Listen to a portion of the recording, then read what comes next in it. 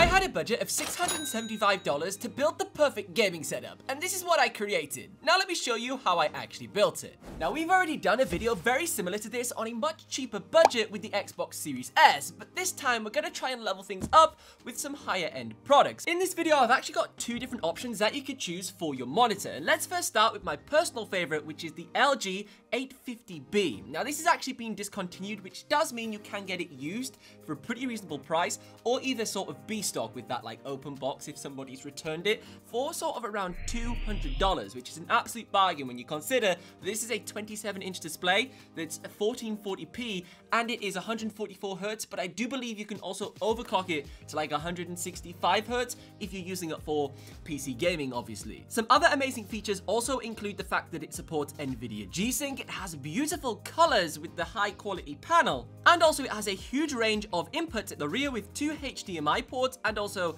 a DisplayPort connection. This is by far one of the best monitors that you could use with your next generation gaming consoles like an Xbox Series X.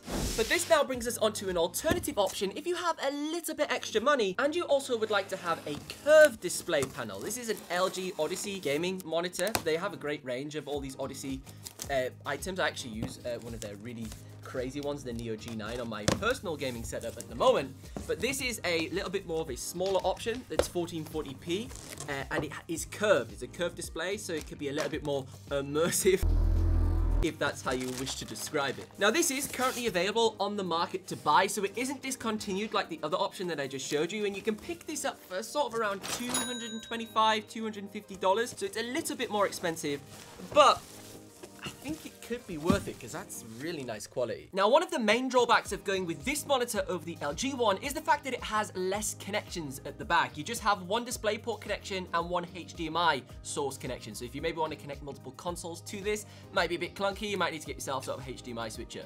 But it does have some much cooler features. So obviously it's curved and it's got a 1000 R curve, which means it sort of matches the radius of the human eye. So it's going to be quite comfortable and hopefully reduce sort of eye strain. They sort of say them types of curved features offer. But also this monitor provides further HDR support. So this is a HDR10 display.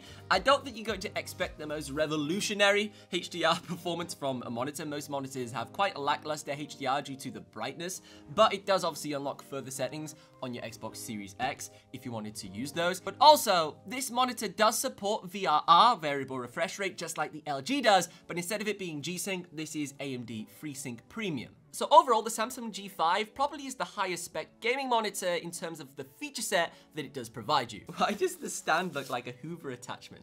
Another thing you should also be aware of regarding the build quality of these monitors, the LG does have a far superior stand. You can do much better cable management with it, but also it's height adjustable, so it's going to be much more comfier in terms of your actual neck. Now both of these are VESA mount arm supported, so you can put them on your own custom arm if you so desire, but the Samsung one has no form of adjustability. It's pretty rubbish overall. So because this is going to be our higher end gaming setup, obviously we need the higher end console. Last time we used the Xbox Series S, probably one of the best budget options in gaming right now, but we got a little bit more cash to spend, so we're going to upgrade to an Xbox Series X this time. Although we won't be playing in 4K on the monitors that we have chosen, this doesn't mean that we can't utilize the 1440p 120Hz support on these new next generation consoles. Now of course the Xbox Series S can do a lot of games at 1440p 120Hz, but most of the 120Hz games are actually 1080p only on the Series S. So you may as well get the Series X for that extra bit of power and get that higher resolution, that sort of 2K 1440p, get higher graphics settings, and overall just have a way more next-gen experience. Some other major features of the Xbox Series X is obviously the included disc drive, so you can purchase physical games a little bit cheaper off of Amazon rather than the Xbox Store, and also the significantly larger internal storage of 1TB rather than 512GB on the Series S. Now you'll have to excuse the Xbox Series X that I'll be using in this video. It's the one that I already have in the studio, and it currently has these ridiculous R2-D2 stickers on. I bought them all the way from Australia just for a YouTube short, and I haven't taken them off yet because they were like $30 to get them shipped over here. So I've still got them on because I'm hoping to do a really cool Star Wars video really soon for Jedi Survivor. So maybe subscribe so you don't miss that upcoming video, because I think the gaming setup we're going to build is going to be pretty epic. So to switch things up regarding the mouse and keyboard, this time, if you weren't aware, you can use a mouse and keyboard on a large variety of games on your Xbox Series S and X, just like you would on a gaming PC. And in addition to this, you can also use apps such as Microsoft Word Online, Microsoft PowerPoint, and Microsoft Spreadsheets,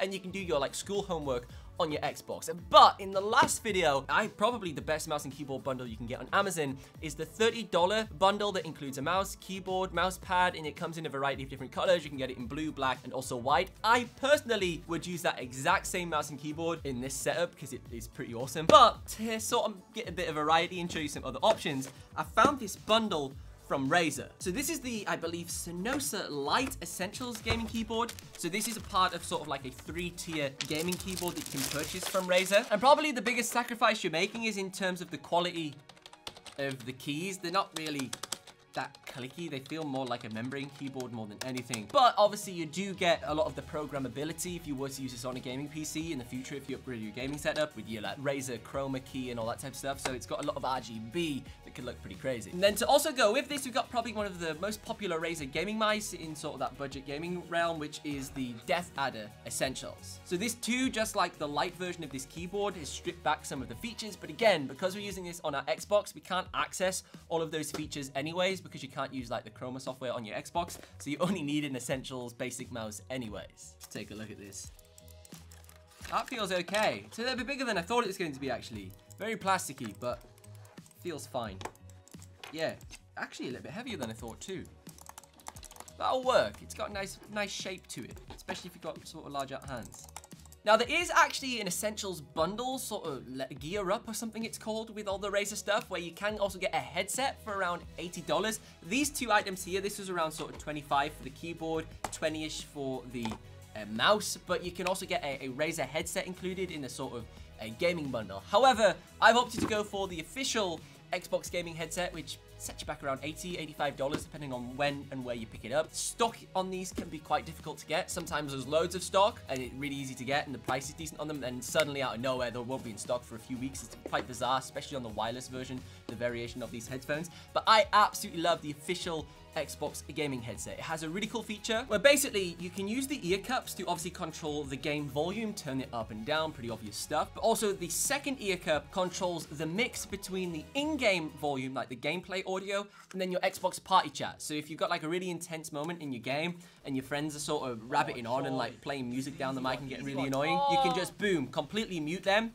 and mix them out the way, hear all your footsteps in Call of Duty or Fortnite or whatever, get the kill, get the win, and then bang, you can turn them back up while you're all celebrating together. So it just allows you to be a little bit more serious in those moments when you need it, and a bit more flexibility on the fly. So I've spent a couple days with this setup, and I am really impressed with how it's performing. I've chosen to go for the Samsung monitor because obviously I already own the LG one. I wanted to test it out, and it's really impressive everything it can do. So if we hop into the display settings, and go over to your TV and display options, you can see we have got it selected at 1440p, and we've got our 120Hz output without any issues whatsoever. I've then got my mouse and keyboard connected with the Razer setup. Now, me personally, I wouldn't really go for this Razer setup. I just think you can get better keyboards in the same price range from less luxurious brands. You know, you pay more for the Razer logo than the quality here.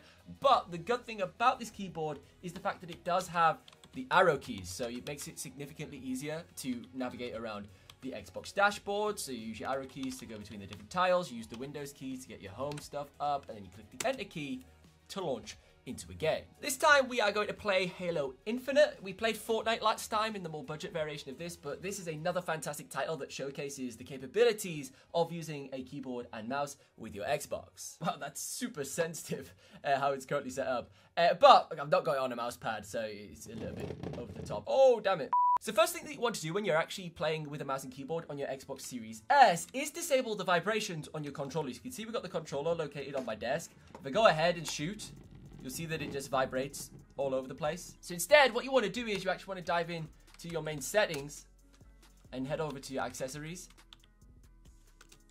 And then from within here, you can disable vibrations on your Xbox controllers. So now that the vibrations have been disabled, we can go ahead and obviously play Halo just like you would on a gaming PC. Now, I've actually played quite a bit of Halo Infinite on various different types of mediums of consoles, and it's really good with mouse and keyboard. It's fantastic, and it works perfectly on your Xbox Series X. And obviously here we've got that 1440p, so we've got that juicy resolution and the 120 Hz, and we've got our curved display, which is making things more immersive. Definitely good little setup here if you are playing on a desk. Another significant upgrade with this gaming setup is also the headset that we've chosen. Last time we went for the budget official Xbox headset. This time we've got the wireless variation, which I think is significantly better, mainly because of the cool chat system where you can mix between the levels. It's super useful when you're talking on Xbox Live. You can just adjust the in-game level so you can hear either the 100% of the voice chat or 100% of the gameplay, or have a mix in between, and it works really nice. It's super smooth with the little dials that you can rotate on your ears, both for controlling the volume as well. And in addition to the cool feature, it can also support Dolby Atmos, I believe.